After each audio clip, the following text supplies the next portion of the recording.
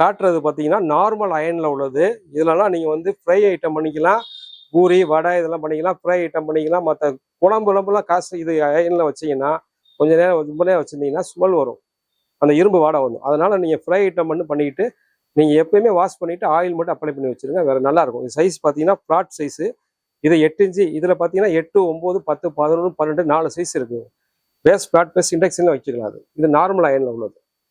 குழம்பு இந்த மாதிரி தக்காளி புளி இதில் மட்டும் சேர்த்து வைக்கக்கூடாது. நார்மலாக நீங்கள் வடை போடுறது பூரி என்ன ஐட்டம்லாம் யூஸ் பண்ணிக்கலாம். டீப் ஐட்டம் யூஸ் பண்ணிவிட்டு காய்கறிலாம் வதக்கிட்டு ரொம்ப நேரம் வைக்காமல் மாற்றி வச்சுட்டே நல்லாயிருக்கும். அதே இதில் சைஸ் பெரிய சைஸ் இது 11 இன்ச்சு. இதில் எல்லா அளவில் இருக்குது. 12 வரைக்கும் இருக்குது. 12, 13 இன்ச்சு வரைக்கும் 7லேருந்து உங்களுக்கு. அதே கடாயில் இது பூராமே பார்த்தீங்கன்னா மிஷின் மேடு. உங்களுக்கு ரொம்ப ஃபினிஷிங்காக இருக்கும். உங்களுக்கு கையில் ஹேண்ட்மேடு பார்த்தீங்கன்னா அந்த ஃபினிஷிங் கிடைக்காது. அது மேலே பூரா ரஃப்பாக இருக்கும். கீழே வந்து உங்களுக்கு வெல்டிங் வச்சுருப்பாங்க. இது அதெல்லாம் கிடையாது. ஃபுல் ரிவீட்டு சைஸ் இதே மாதிரி தான். 7 இன்ச்சிலேருந்து 12 இன்ச்சு வரைக்கும் வரும். ஃப்ரை ஐட்டம்லாம் பண்ணிக்கலாம், நல்லாயிருக்கும். இது நார்மல் அயனில் சீசன் பண்ணது தான். நீங்கள் வேறு எதுவும் பண்ண வேண்டியதில்லை. ஃபஸ்ட்டு ஒரு ஆனியன் மட்டும் ஃப்ரை பண்ணிடுங்க. நார்மல் வாஷ் பண்ணிவிட்டு தண்ணியோட வைக்காமல் தொடச்சிட்டு எண்ணெய் போட்டு வச்சுருங்க. அடுத்து 10, 11, 12 4 சைஸ் வரும். இது பூரா மிஷின் மேடு. அவ்வளோ நல்லாயிருக்கும் உங்களுக்கு.